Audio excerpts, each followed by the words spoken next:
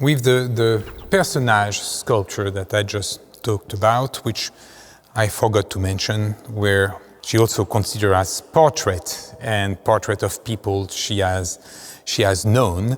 We mentioned the notion of the physicality of the work and how this work were, of course, abstract, but also anthropomorphic and very close to a physical human presence. Here with this work called a quartered one, we again have a piece which plays on the notion of hybridity, which is very present in Louise Bourgeois' work. A form is never a simple form. There's always many angles of access, many meaning, never simple ones.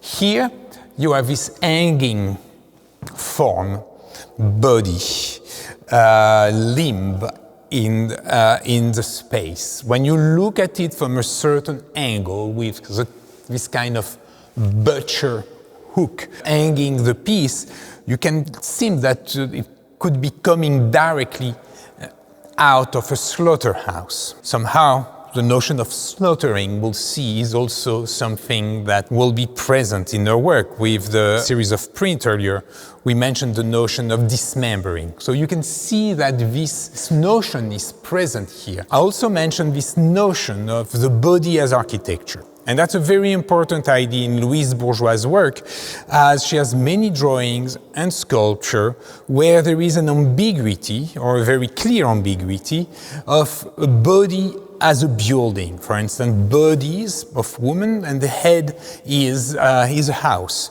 So this conjunction of a body and a shelter. And when you look at this work, you have this conjunction here, because this limb hanging in the space is also a shelter. It's a hive.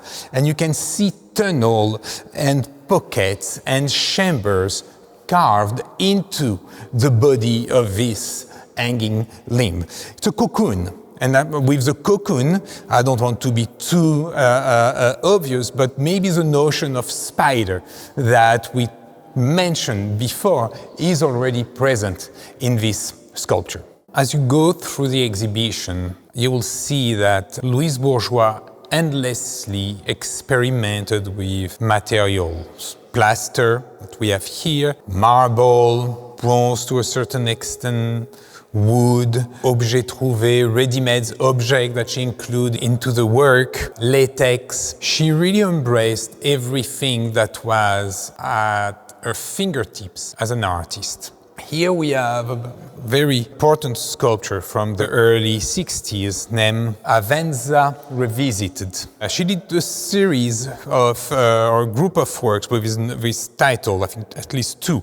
Avenza, one in marble and this one in plaster. So with this work, Avenza Revisited II, we start to see elements of her vocabulary appearing. These bulbous globes that create this very organic landscape lifted of the floor. Actually, you have another sculpture, that one in marble, in the gallery here, called Noir Veine, out of marble, black marble, that has the same shape. She would call this sculpture anthropomorphic landscape. They are abstracted, but at the same time, they are flirting with figuration, with organicity. She would also call them phallic breast. They have this bodily quality, almost abject. And actually in the 1980s, you would have a movement called, or an exhibition called abject art, this notion of representing the body with no romanticism, like really what the body and the body fluid and the torment of the body. And this body of work by Louise Bourgeois, I think in many ways have influenced a generation of artists in the 1980s dealing with the representation of the body at the time of the AIDS crisis, so the body in pain. But here, with Louise Bourgeois, you have also this notion of hybridity. You have an hybrid body. It's not a physical body, it's not representation, but you see elements that could belong to a human body. Again, breast, phallus. Under the sculpture itself, you have a hanging shape. So she's really playing with codes of representation and identification, but never being straightforward, never being literal about what the form, the shape, is representing. And we will see that this shape, this bulbous shape, these globes, will continue to appear in her work across her career. If Avenza Revisited, that we just talked about, has a very ambiguous form, very ambiguous body, male and female, this sculpture here, called Fiat, is far from ambiguity. It is a very iconic piece, and it obviously represents what you think it is. It's a phallus hanging in the space, a little bit like the quartered one. So you have the part of a body hanging in the space. I was mentioning the notion of abject and abjection in art. Deliberately here, the material of the sculpture is rubber, latex, a material that when you touch it, when you see it aging, has almost kind of a repulsive quality. Though Louise Bourgeois is very, not ambiguous, but approach it in a very, very different way. It's an oversized penis, oversized genital. Here we have one of the most iconic work by Louise Bourgeois. It's called Fiat.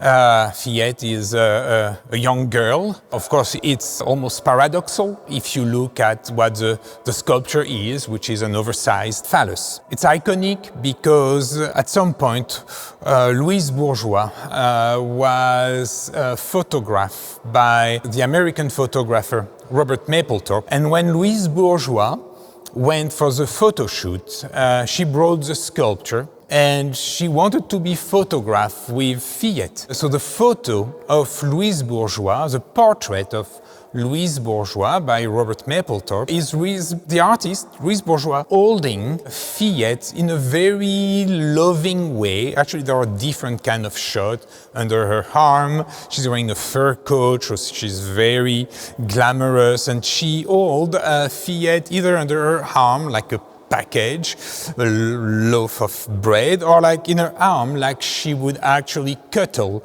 a baby. And the name Fiat is a reference to this notion of vulnerability. And Louise Bourgeois is very clear about that. When she looks at the shape and when she looks at this body part, she says, well, I think the phallus is a very vulnerable part of the body. And she says, look, I live with 3 men, my husband and my 2 sons. And as an artist, and as a woman, as a wife, and as a mother, my role is actually to care and to protect his body part, which is, in my mind, is extremely, extremely vulnerable. Of course, there is a lot of humor, I think, in her statements. Look at the work itself. I think there is also quite a dark side of the work. First, if we're talking with Avenza about the hybridity of the work and the ambiguity of the work, even if Fiat is a little bit more obvious, there's not totally out of ambiguity. When you actually walk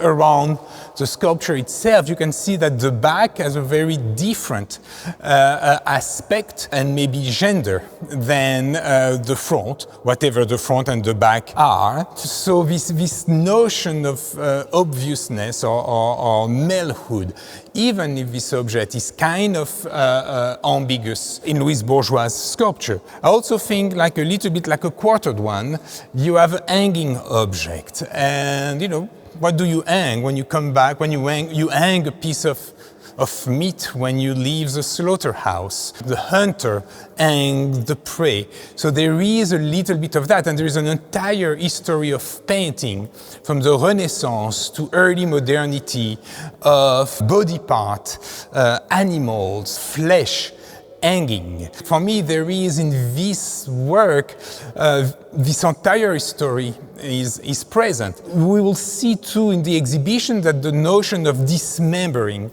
of pulling the body apart, is again very present in the work of Louise Bourgeois. So whether it's beheading or castration, these removed body parts, this violence made to the body, lovingly or not, are the center of Louise Bourgeois' work.